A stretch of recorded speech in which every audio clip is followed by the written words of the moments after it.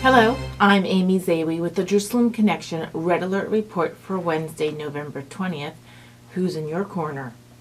So, with the constant drumbeat by the progressive secular left who vilifies Israel unrelentingly but also claims to be having no ill will towards Jews in general, well, this ruse has been continuously and repeatedly debunked by the actual outcome of BDS activities and other anti-Israel campaigns and organizations.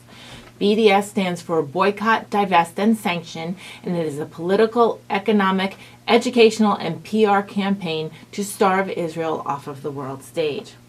At its core, though, is the desire to starve Jews off the face of the earth. Recently, at the University of Toronto, kosher food availability on campus is being protested by the student union. The student union of the University of Toronto is claiming that by having kosher foods available on campus to Jewish students, it is complacently saying that it is pro-Israel. Now, if they had halal meat, Islamic blessed meat, does that available to Muslim students, does that make the school particularly pro-Islamic regime? Perhaps Iran, Syria, any of them. What about Korean food? If they have Korean food on campus, does this mean that the university is complicitly saying that it's pro-North Korea? Of course not.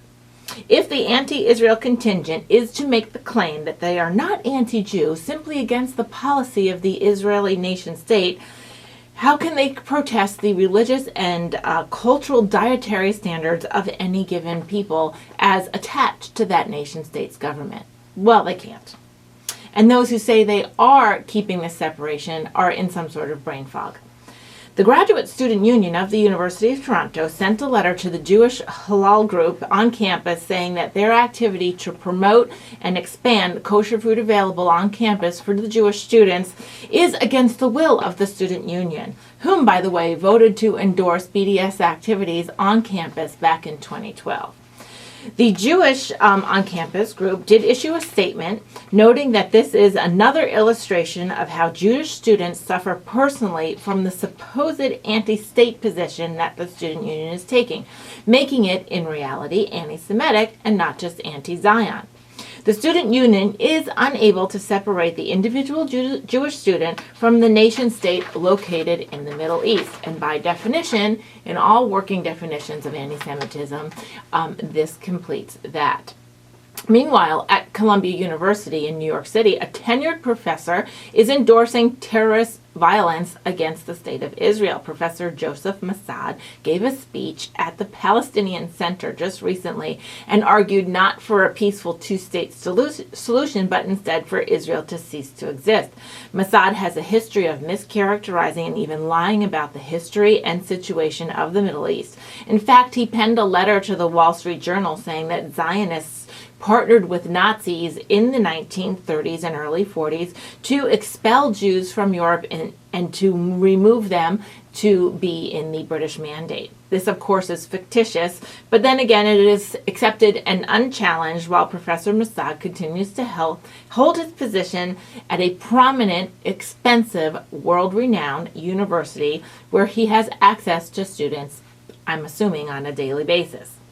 So when with universities such as this, and my two examples today are just a drop in the hat of what's going on in universities all over the Western world, it is no wonder that the recent barrage of 400-plus rockets into civilian-populated areas over the last few weeks in Israel has largely been unnoticed by Western media. And when the headline does make mention of any kind of rocket activity, it's when Israel has dropped something on a Gazan target.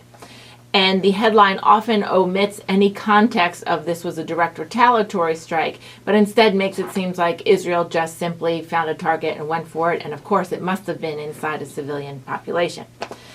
Did any news organization show the scores of Israeli school students and children in their homes and in their classrooms huddling under desks and tables while they endured a rocket alarm?